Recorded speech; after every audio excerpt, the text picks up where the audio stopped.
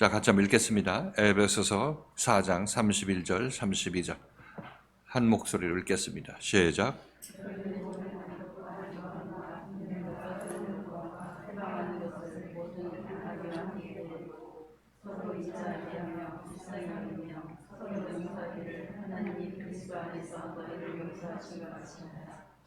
아멘.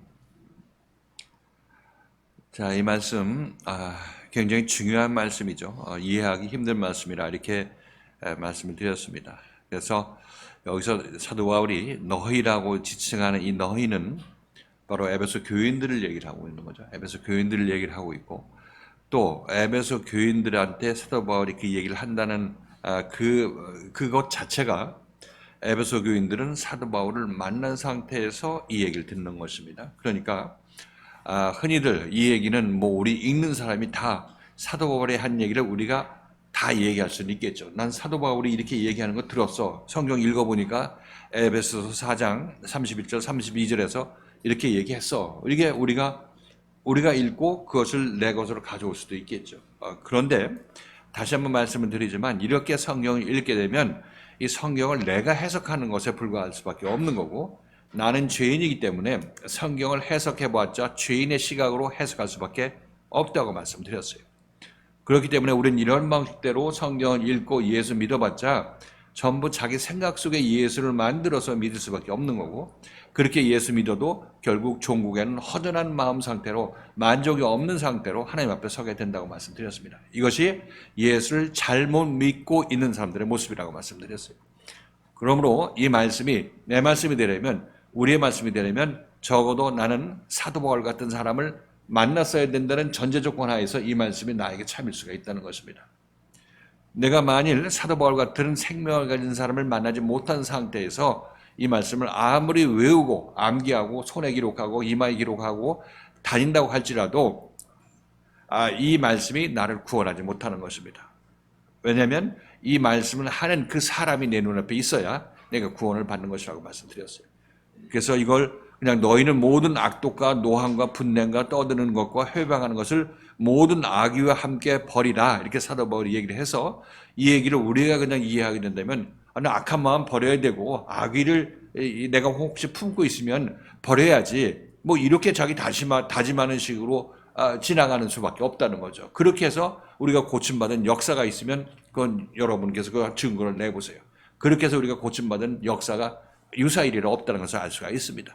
죄인인 내가 이 성경 말씀을 읽고 그대로 내가 행해서 내가 고침받았다는 역사가 있으면 내놓아 보시라, 이렇게 말씀드리는 것입니다.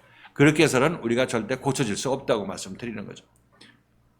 그래서 이것의 전제는 너희라고 얘기했을 때 이 너희는 내가 사도 바울 같은 사람을 만났을 때 그 사도 바울이 나한테 너희라고 얘기했을 때 그때 너희는 너희가 되는 것입니다.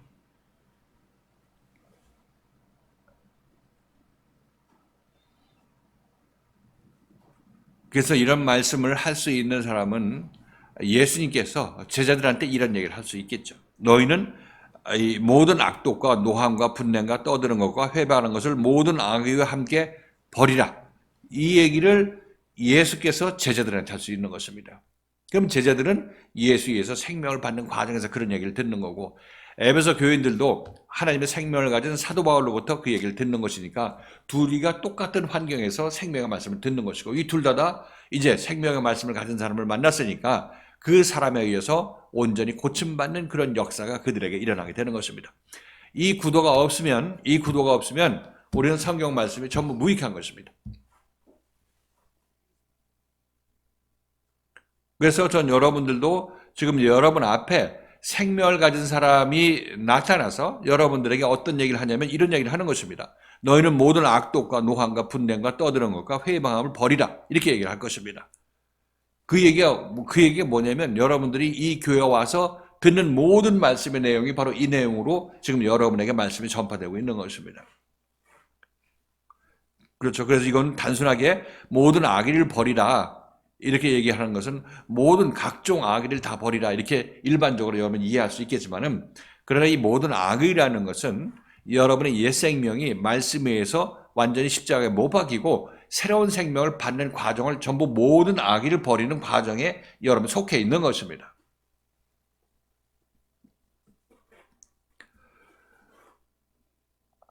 자, 그래서 제대로 된 생명의 말씀을 가진 자를 만난 백성들은, 교인들은 이제 모든 악독이 그 안에서 드러나게 된다고 말씀드렸죠. 이게 지지난주에 말씀드렸던 건데 다시 한번 정리합니다. 연결되어 있는 것이기 때문에. 그래서 모든 악독이 드러나는데 이 악독이라는 것은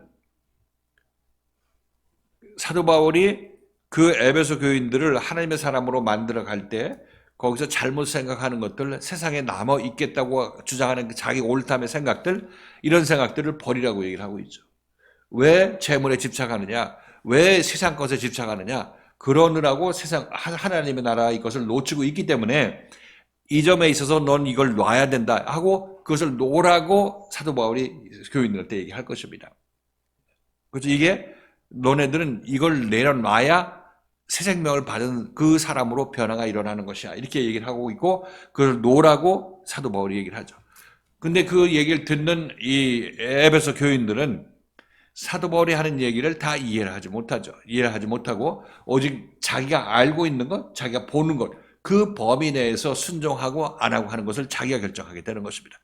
순종할 만하고 순종해서 자기 자신이 이익이 된다고 생각하면 순종하는 것이고 순종해도 또 더 사도 바울이 더 요구를 한다거나 내가 순종할 수 없는 그 일을 사도 바울이 요구하게 됐을 때는 여러분들은 할 만큼 다 했다고 생각하는 거죠.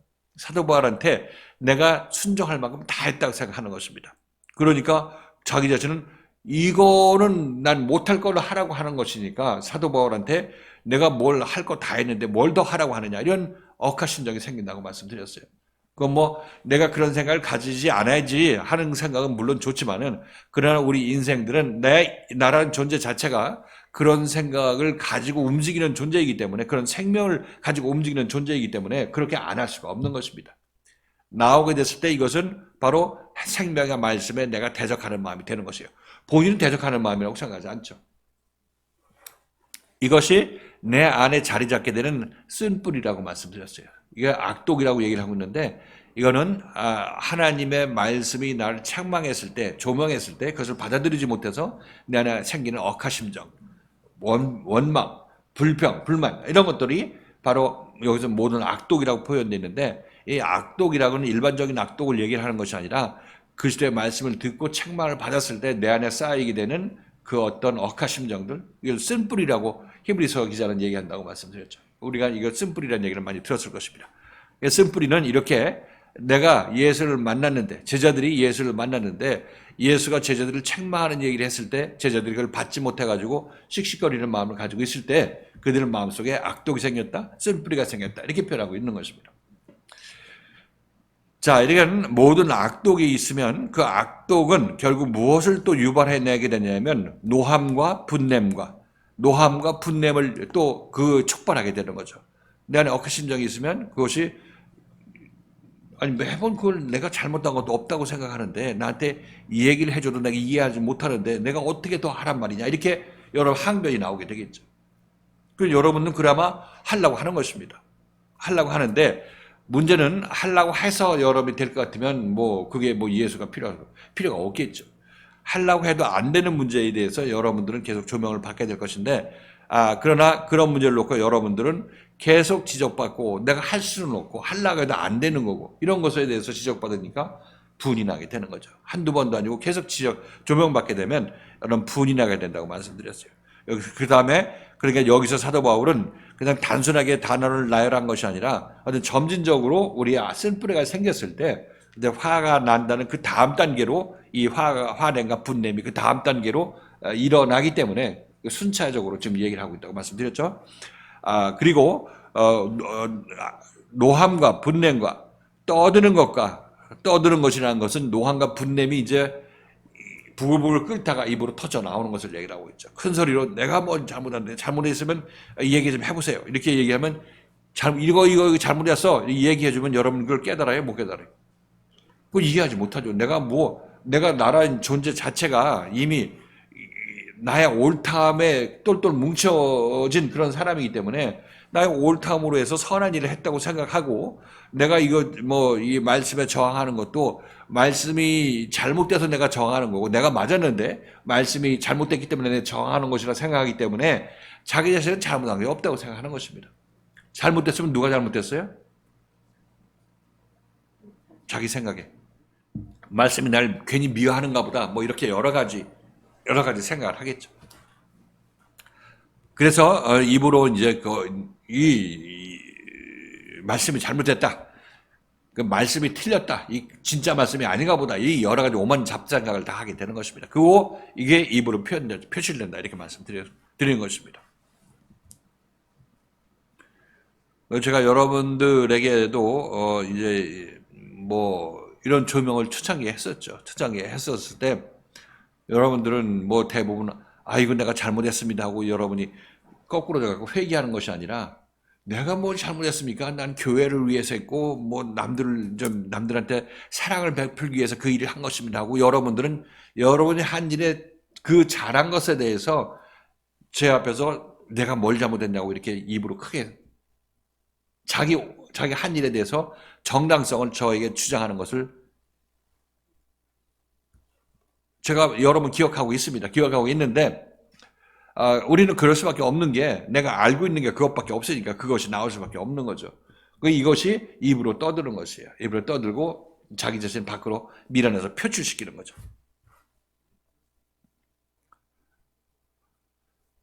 그리고 회방하는 것 이제 나중에 그것이 이제 극대치에 달하게 되면 회방이 일어나게 되는 거죠. 회방이 일어나서 이제 말씀이 하는 일을 막아서게 되는 것입니다. 난 이거 말씀이 일리 지나가야 되는데 이거 비켜 얘기하면 못 비키겠다 이렇게 자 여러분 막아서게 되는 것입니다. 이것이 바로 회방에까지 이르게 되는 것이라고 말씀을 거절하고 말씀을 회방하기까지 이뤘을 때의 모습이라고 말씀드렸어요. 그래서 이거를 제가 뭐 사도 바울이 어떤 경우를 놓고 얘기를 하는지는 예수님을 3년 반 동안 따라 나섰던 제자들이 이제 예수님께서 십자가에 못 박혀 돌아가신다고 얘기를 했을 때 그때 베드로가 그 일이 당신에게 미치지 못하리이다 이렇게 얘기를 하고 있죠. 그러면서 예수를 책망하기 시작하였다 이렇게 얘기를 하고 있습니다. 예수를 책망하기 시작하여 가로되 그 일이 당신에게 절대 미치지 못하리이다 이렇게 베드로가 얘기했다는 것을 여러분 기억하실 것입니다. 이거는 단순하게 베드로가 그 즉시에 그 사건이 예수님께서 십자가에 못 박혀 돌아가시겠다고 돌아가셔야 된다고 했을 때 단순하게 그 사건 하나만을 얘기를 하는 것이 아니라 3년 반 동안 예수를 쫓아다니는 그런 모든 과정 속에서 베드로 안에서 쓴뿌리가 있었겠어요? 없었겠어요? 예수를 따라가면서 내가 맞았는데 내가 당신이 뭐 능력도 보이고 해서 내가 끝까지 잘 따라 나서면 당신이 왕위에 앉았을 때 내 옆에 있다가 그동안 따라 나섰던 공로를 내가 힘입어서 당신으로부터 뭐 어떤 영의정의 권세, 자의정의 권세 그걸 내가 받아들일 수 있겠다 이렇게 생각하고 있는 거죠. 그래서 참고 참았던 것이에요. 참고 참다가 그러다가 어떻게 되겠어요? 나중에 이제 십자가에 못 박혀 돌아가신다고 하니까 참다 보니까 여기 그럼 당신 죽어버리면 나는 그동안 어떻게 뭐 먹고 살라는 것이야? 이렇게 아주 이제 이 마지막이라는 생각이 들었겠죠. 그렇죠? 그래서 베드로 참다가 그때 회방이 딱 드러나게 되는 것입니다. 회방 예수가 가는 길 막는 거 아니에요? 이게 회방 아니겠어요? 예수 거기 가면 안 된다. 죽지 말라 이게 회방인지 회방이라고 생각하지 아니하고 이게 예수를 위하는 일이라고 생각하는 것입니다. 베드로를 위하는 거죠. 예수 죽지 마 이렇게.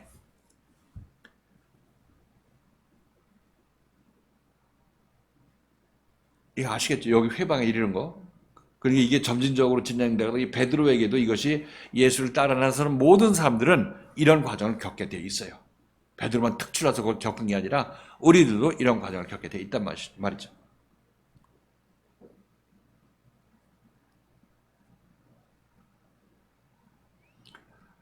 그래 회방하게 되는 것이 바로 베드로의 그 모습이었던 것이고 그것은 단순하게 한 사건이 아니라 3년 반 동안 베드로를 키워왔던 이 생명 안에서 키워왔던 예수님께서 이제 그 생명을 완성시키는 단계에서 이 회방이 일어나게 되는 것입니다. 참다 못해가지고 회방을 하게 되는 것이 바로 베드로의 십자가 사건이 다가왔을 때의 모습인 것이고, 그때는 물론 예수께서도 십자가 사건이 왔을 때죠. 둘이가 베드로의 자기 십자가 질 사건이 완전히 완성될 때가 그때인 것이고, 예수께서 그 베드로를 구원하기 위해서 그를 위해서 십자가를 질 때가 바로 그때고, 둘이 겹치는 것입니다. 회방하게 되었을 때, 그렇게 회방하게 되면 예수님부터 좋은 얘기 들었어요, 못 들었어요, 베드로가? 어떤 데고 네가 나를 가르치려고 하느냐, 이런 얘기 들을 수밖에 없죠. 모르니까 그렇게 얘기를 할 수밖에 없고. 그래서 사탄아 물러가라, 너는 나를 넘어지게 하는 자로다. 이렇게 예수님께서 이 베드로한테 사탄이라고 얘기를 하고 있죠. 사탄이 뭡니까? 예수 그리스도가 가는 길을 막는 자가 사탄 아니겠어요?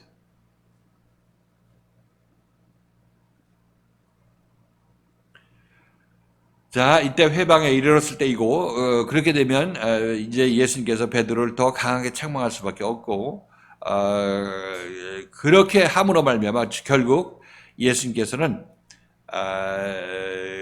자기가 갈 길을 가셨죠. 갔다는 얘기는 베드로에게서 예수가 기존에 자기가 생각했던 예수가 떠나가는 것을 얘기를 하고 있어요. 그죠? 베드로가 생각할 때는 예수가 살아있어서 계속해서 이 세상을 왕노릇해야 되는 것이라고 말씀드렸어요. 이게 베드로가 원하는 것입니다. 그래야 자기 자신 옆에서 높은 자리를 차지할 것이기 때문에 3년 반 동안 고생한 보람을 거기서 찾으려고 하는 거죠.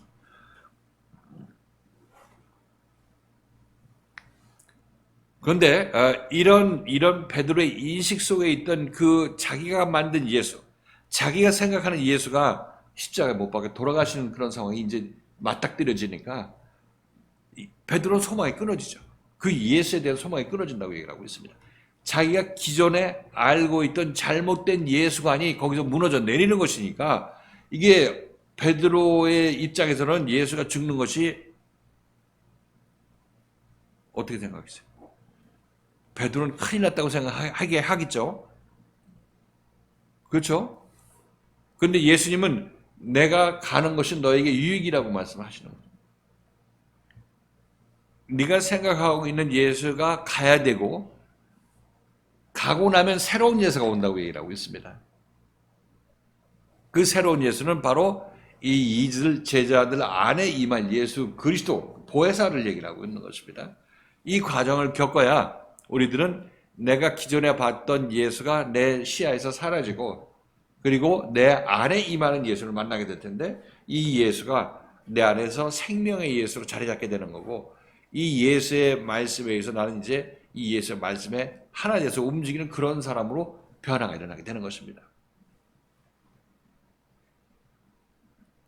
이랬을 때, 이렇게 내 눈앞에 있는 내가 만들어낸 예수가 사라졌을 때, 그 예수 이외에 다른 예수를 내가 만나게 될 때, 이 다른 예수라는 얘기는 그리스도 임하는 예수를 여러분에게 말씀드렸습니다. 우리가 그 탁상 카렌더에서 말씀드렸다시피 예수가 육신의 예수로 3년 반 동안 우리가 나타나고, 그 다음에 부활의 예수로 40일 동안 나타나고, 그 다음에 성령의 예수로 오순절 때 우리 안에 임해서 평생도록 우리가 함께 한다고 말씀드렸어요. 영원토록 우리가 함께 하시는 예수라고, 예수가 이 세 단계에 걸쳐서 우리에게 온다고 말씀드렸죠. 그렇죠? 어느 정도 이제 정리가 되겠죠. 그래서 여러분 눈앞에 나타난 예수가 3년 반 동안 여러분 거의 다 고치는 것입니다. 다 고쳤기 때문에 이제 여러분들은 여러분 안에 있는 예수에 대한 그 육신적인 예수를 의지하고 있는 여러분의 그 생각이 십자가에 죽어야 되는 것입니다. 그렇게 됐을 때 이제 베드로는 이제 육신의 예수가 십자가에 못 박혀 돌아가시는 것이니까, 우리가 예수가 나 옛사람과 함께 십자가에 못 박혔다고 누가 얘기했어요? 누가?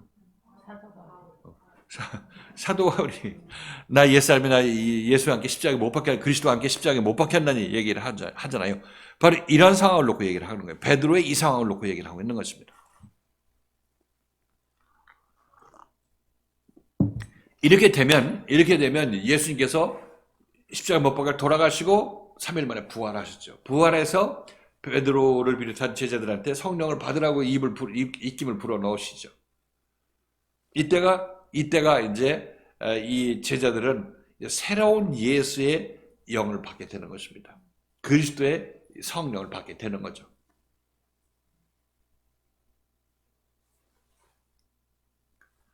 그러니까 그 3년 반이라는 기간 동안 내 눈앞에 있는 예수를 따라 나서려고 얘들이 전심전력을 다 투자했고, 이제 그 예수가 십자가에 못 박아 돌아가시고 낙심한 이들한테 성령으로 임하시게 되는 거죠. 임하심으로 말미암아 이들은 이제 이전 예수와는 다른 예수를 접하게 되는데, 이 예수는 이제 부활하신 예수라, 이렇게 부활하신 예수라.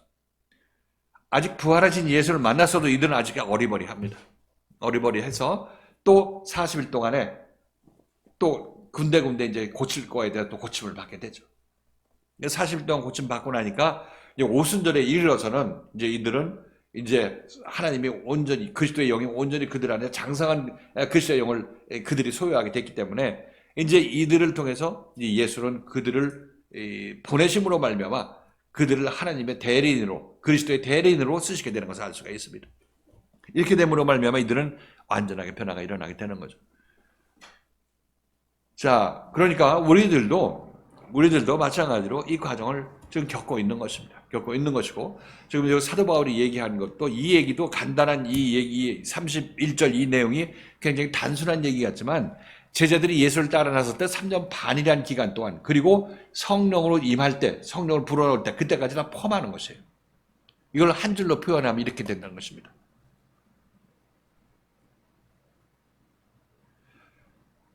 그래서 회방하는 것을 모든 악의와 함께 버리라는 얘기는, 모든 악의가 이 제자들로부터, 아니 에베소 교인들로부터 떠나갈 때가 언제냐면 그 개인들이 십자가 사건을 겪었을 때, 그때 모든 악의가 죽어버리는 것입니다. 옛사람이 죽기 때문에 모든 악의가 함께 그때 죽어버리는 거죠.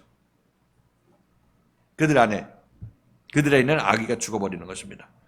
그래, 모든 악의를 내가 없애기 위해서 악의가 드러날 때마다 이거 없애고 뭐 두더지 잡듯이 여기 때리면 저쪽에서 나오고, 저쪽 때리면 또 저쪽에서 나오고, 이렇게 밤낮 이렇게 하다가 우리는 모든 악의를 버리려고 하다 죽는 거 아니겠어요? 이런 얘기가 아니라 이런 험한 얘기를 성경에 기록한 게 아니죠.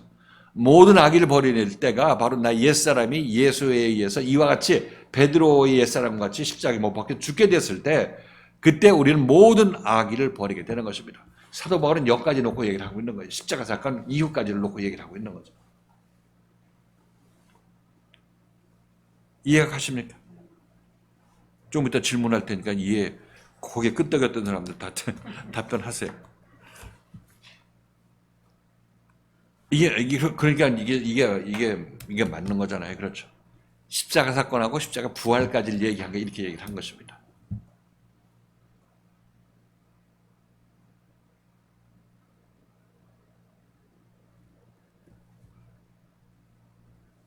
그렇죠. 여러분들도 각자 어떤 하나님께서 인도하시는 그 인도함의 길은 이 길인데, 뭐 진도는 다 사람마다 틀릴 수 있겠고 하나님 계획이 또 따로 있으시겠죠. 그렇지만 우리는 이 길을 제대로 완주해야 성경이 말하는 구원, 성경이 말하는 오순절 성령 세례가 여러분 그냥 눈으로 읽고 지나간 것이 아니라 여러분에게는 이 일이 진짜로 여러분에 진행되고 있는 것입니다. 왜? 생명의 말씀을 여러분 눈앞에서 지금 만나고 있고, 이 말씀에 의해서 여러분이 듣기 싫은 소리를 듣고, 그로 말미암아 쓴뿌리도 생기고, 또 때로는 큰 소리로 소리 지르고 분냄도 있었고, 또 회방도 있었지만, 그러나 이 모든 과정이 하나님께서 여러분을 키우시는 한 과정이라고 말씀드리는 것입니다. 그래서 끝까지 말씀에 순종하고 남아있게 된다면 전국적으로 하나님의 영광을 보게 될 것이고, 또 그때는 여러분들을 이제 예수님께서 보내시죠. 나의 대리인으로 여러분을 보내시는 것입니다. 그런 보냈을 때의 모습이 여러분들이 온전히 장성한 자로서 교회 지체로서 온전히 붙어 있을 때 그때의 모습이라고 말씀드렸던 것이고, 이게 31절의 내용입니다. 31절의 내용. 이렇게 되면 어떻게 되겠습니까? 31절의 내용은 32절의 내용은 31절은 하지 말라는 그런 내용인 것이죠. 그렇죠? 회방 같은 걸 버리라고 얘기를 했으니까 그런 짓 하지 말라고 얘기를 하고 있습니다. 그런데 이 얘기는 우리가 이 생각했을 때 너 도둑질 하지 말고 간음하지 말고 뭐 이런 식으로 율법적으로 무슨 명령을 하는 것이 아니라 이거 가만 보니까 어떻게 얘기를 합니까? 이게 뭐예요? 그러니까 사도 바울이 31절에서 한 얘기가 뭡니까? 제자들의 경우를 놓고 본다면 지금 우리 앞에 말씀이 우리를 인도하고 계시는 과정 중에서 이 말씀을 잘 순종하고 잘 따를 것에 대해서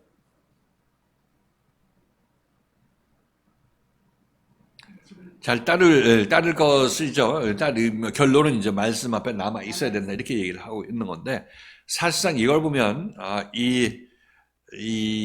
조금 우리가 좀 깨달은 눈으로 보게 되면 이 3년 반 동안 제자들은 예수에 의해서 예수가 그들을 길러나간 거죠. 길러나간 거지. 너 이렇게 하라 저렇게 하라 명령식으로 얘기를 하고 있지만 지금 이것도 명령식이 아니에요. 명령형으로 되어 있잖아요.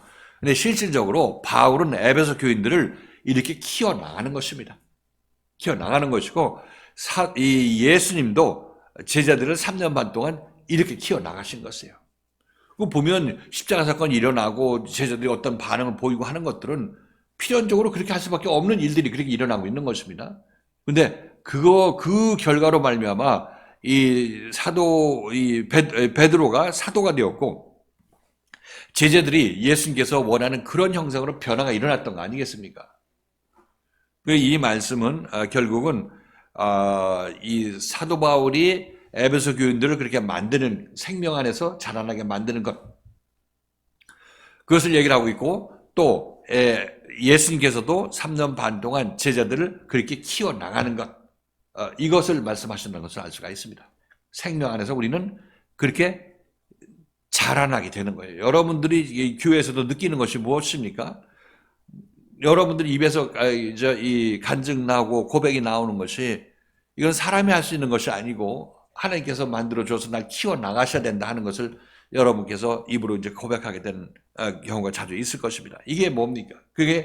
이거는 그동안은 내가 하면 뭐 되는 줄 알았지만은 하는 것이 여러분이 나쁘다는 거 아닙니다. 여러분이 그걸 해야 예수 앞으로 바짝 나오고 제자로서 따라 예수가 붙을 거 아니겠습니까? 그건 여러분이 당연히 해야 될 일인 거죠. 근데 그것 때문에 우리가 사는 것은 아니고 그렇게 열심을 낸 그것을 궁유하게 여기서 은혜를 베풀어서 그런 사람한테 하나님께서는 그런 사람한테 책망하시죠. 예수 앞으로 가까운 예수를 따라 나선 사람만이 예수에서 책망받는 것이고 그 사람만이 사는 것입니다. 그러니까 예수를 따라 나서려고 한다는 여러분의 열심을 당연히 보여야 되는 것이고 그 열심으로 인해서 여러분이 구원받고 하나님의 생명 안에서 자라는 것이 아니라 그 열심을 보고 긍휼히 여겨서 예수님께서 여러분들 그리고 이건 이렇게 생각하고 이건 저렇게 생각하고 하는 것이야 이렇게 말씀하심으로 말미암아 여러분들 그 말씀으로 여러분을 키워나가는 것입니다. 키워나간다고 제가 얘기를 하지만 본인은 그 자라나는지 이게 퇴보되는지 알지를 못해요. 그러나 하나님이 보실 때는 네가 말씀 안에서 지금 자라나고 있는 것이다 이렇게 말씀하시는 거죠. 우리는 그렇게 내가 자라나는지 모르면서 자라나고 있어요.